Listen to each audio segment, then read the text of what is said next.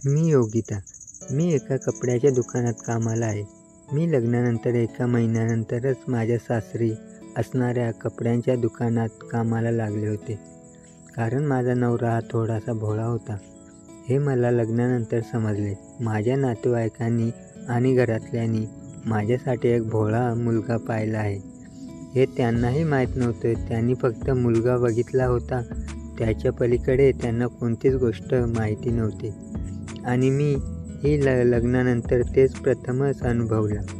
नंतर मला समजले की माझा नवरा हवा जरा डोक्याने कमी आहे आणि भोळा देखील आहे. मात्र आता माझ्याकडे कोणताच पर्याय नव्हता. त्यामुळे मी आहे या परिस्थितीला तोंड देण्याचे ठरवले. आणि मी माझ्या नवऱ्याला न सोडून देता मी त्याला सर्वस्वी स्वीकारलं होतं. जसा असेल तसा असेल, परंतु मी त्याच्यासोबत 7 फेरे घेतले आहेत. आणि त्याने त्याच्या हाताने मंगळसूत्र माझ्या गळ्यात बांधलं आहे. या अर्थी सर्वांच्या साक्षीने तो माझा नवरा आहे. कसाही असला तरी तोच माझा सर्वस्व आहे. असं म्हणून मी सर्व घरातल्यांना जबाबदारी माझ्यावरती घेतली आणि लगेच मी एका कपड्याच्या दुकानात कामाला लागले. मला तिथे 10,000 रुपये पगार होता. 10,000 रुपये पगारामध्ये मी माझा नवरा आणि माझा सासू सासरे आमच्या चौघांचा कुटुंब सहज सांभाळत होते. हळूहळू मला एक मूल झाले आणि जबाबदारी अजूनच वाढली. लगेच मी माझ्या नवऱ्याला हे त्याचं कपड्याच्या दुकानात काम बघितले. तुम्ही दोघेही त्या ठिकाणी मिळून महिन्याकाठी 20-25 हजार रुपये कमवू लागलो होतो. आता आमचं घर खूप बऱ्यापैकी चांगलं चाललं होतं. मात्र हेच दुकानात काम करणाऱ्या बाकीच्या बायकांना बघवत नव्हतं. त्यांनी त्या दिवशी माझ्यासोबत खूपच वाईट प्रकार केला. तो म्हणजे की मी काम करत असताना अचानकपणे मला बाथरूमला लागलं आणि मी बाथरूमला गेले. त्यावेळेस त्यांनी बाथरूममध्ये माझा व्हिडिओ तयार केला आणि तो व्हिडिओ त्यांनी मालकांना दाखवला. आता तोच व्हिडिओ मला मालकाने दाखवण्यासाठी बोलवलं होतं. मला माहितीच नव्हतं की मला का बोलवलं असेल. म्हणून मी पुढे गेले आणि नंतर रूममध्ये गेल्यानंतर ते मला म्हणाले, अगं मला हे काय पाहायला मिळतं आहे. त्यांनी मला तो व्हिडिओ दाखवला की त्यात मी बाथरूम करत असतानाचा व्हिडिओ होता. मी त्यांना म्हणाले, मालक हे काय आहे. मला वाटलं नव्हतं की तुम्ही असं कराल. तेवढ्यात मला, अगं हे मी केलेले नाही. हे मला कोणीतरी पाठवलं आहे आणि मला हेच म्हणायचं आहे की हे कोणी केलं आहे. तुला माहिती आहे का. अगं हे खूपच भयंकर आहे. हे जर सगळीकडे व्हायरल झालं तर तुझं जगणं मुश्किल होईल. आणि असं म्हणल्यावर अजूनही मालकाच्या पाया पडले. मालक तुम्ही काही करा, परंतु या गोष्टीपासून मला थांबवा आणि माझी इज्जत वाचवा. असं म्हटल्यानंतर मालक म्हणाला, ठीक आहे, परंतु तुला माझ्यासोबत एक रात्र घालवावी लागेल. मी चटकन म्हणाले, ठीक आहे, तुम्ही म्हणताल तसं मी करीन, परंतु माझ्यासोबत हे गोष्टी होणार नाहीत याची मला वचन द्या आणि हे तुम्ही मोबाईलमधून उडवून टाका. असं म्हणून मालकाला तयार केले. परंतु लगेच मालकाने तिथेच मला म्हणाला, ठीक आहे, संध्याकाळी काम सुटल्यानंतर तू 2 तास एक्स्ट्रा थांब आणि तुझ्या नवऱ्याला ही घरी सोडून. मी काम सोडल्यानंतर लगेच माझ्या नवऱ्याला घेऊन घरी गेले. त्याला सोडून माघारी आले आणि म्हणाले, माझा थोडं 2 तासाचा काम आहे, मी लगेच करून येते. माझा नवरा म्हणाला, आत्ता काय काम राहिला आहे. मी लगेच म्हणाले, खूप महत्त्वाचं काम आहे आणि ते जर केले नाही तर खूपच नुकसान होईल, जे भरूनही खोडता येणार नाही. असं म्हणून मी चटकन दुकानात आले. माझ्याकडून मी दोघेच होतो दुकानात. त्यानंतर मालकाने पुन्हा माझ्यासोबत त्या गोष्टी करायला सुरुवात केली.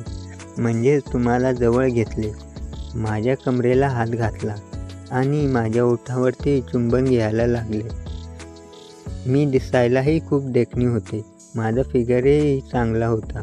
माझ्या शरीरात जवानी पूर्ण गच्च भरलेली होतं.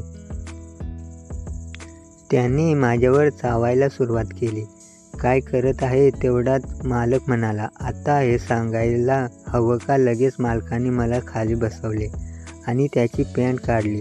त्यानंतर त्याने सर्व गोष्टी माझ्याकडून करून घेतल्या. त्यानंतर लगेच मला तिथे सोफ्यावरती झोपवला सांगितलं. झोपल्यानंतर मला म्हणाला, साडी वरती कर. म्हणजे साडी वरती केली. त्यानंतर त्याने लगेच माझ्या अंगावरती पडला आणि जोरजोराने दणके देऊ लागला. मी म्हणाले, मालक हळू करा, खूप वेळ दुखतोय. मला खूप वेळाचा भीती वाटत आहे. यात कशाची भीती आहे? तो घाबरू नकोस असं म्हणून मालकाने पुन्हा जोराने माझी मारायला सुरुवात केली. माझी पूर्ण जागा लाल केली होती. मीही मालकाला म्हणाले, मालक हे तुम्ही जे करता आहे ते योग्य आहे का? अहो, माझ्यासोबत ही गोष्ट घडलीच कशी आहे मला माहीत नाही, परंतु मी सर्व डिलीट करून टाकीन. तू घाबरू नकोस, तुला काही होणार नाही असं म्हणून मालकाने पूर्ण त्याला जसा व तसा माझ्याकडून शारीरिक सुख घेतलं आणि नंतर तो शांत झाला. मालकाने हे मला पूर्ण ओळखलं होतं. मी लगेच उठले आणि पुन्हा बाथरूममध्ये गेले. पूर्ण स्वच्छ झाले आणि मालकाला त्या सर्व गोष्टी मोबाईलमधून काढून टाकायला सांगितल्या आणि नंतर मी घरी गेले. घरी गेल्यानंतर मला खूपच आली नाही. मी रात्रभर झोपेच आली नाही. अस्वस्थ होते. दुसऱ्या दिवशी मी नवऱ्याला घेऊन कामावरती आले. नंतर मी मालकांना विचारायचा प्रयत्न केला, मात्र मालक हे कामावरती असणाऱ्या 2-3 बायकांसोबत बोलताना मला दिसले. मला एकत्र बसून हसत होते जोरजोराने. नवीन हे पाहून मला खूपच शंका वाटली. मी हळूच मालकाला जाऊन विचारलं, मला तुम्ही काल माझ्यासोबत जे केलं ते इतरांना सांगितले आहे का? तेवढ्यात मालक म्हणाला, नाही म्हणून. मी म्हणाले, तुम्ही सर्वजण हसत का होतात? तेवढ्यात महिला तो व्हिडिओ तुझ्यासोबत काम करणाऱ्या सपनाने काढला होता. लगेच सपनाला विचारले. सपना म्हणाली, होय मीच काढला होता आणि मला तू इथे काम करायला आवडत नाही. तो आमच्या मागून आलीस आणि एवढ्या पुढे चालले हे मला बघवत नाही. तुझा नवरा वेडा आहे आणि तरीही तू त्याला सांभाळून घेते आणि तरीही तुझी झालेली प्रगती मला बघवली नाही, म्हणून मी हे सर्व केलं आहे.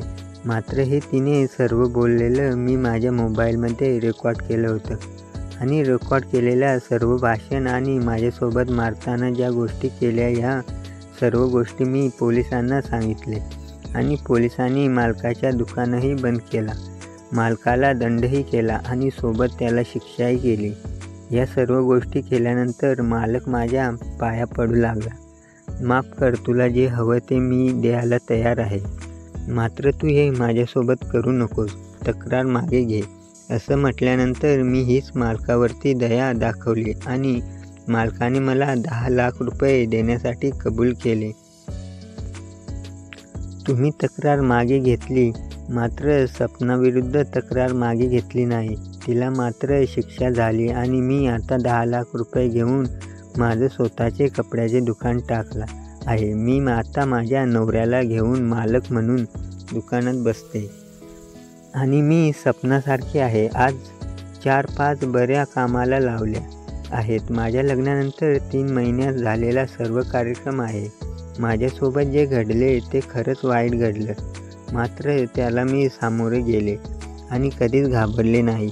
माझा नवरा भोळा आहे म्हणून माझ्यासोबत या गोष्टी झाल्या, मात्र मी माझ्या नवऱ्याला फसवण्याचा प्रयत्न कधीच केला नाही.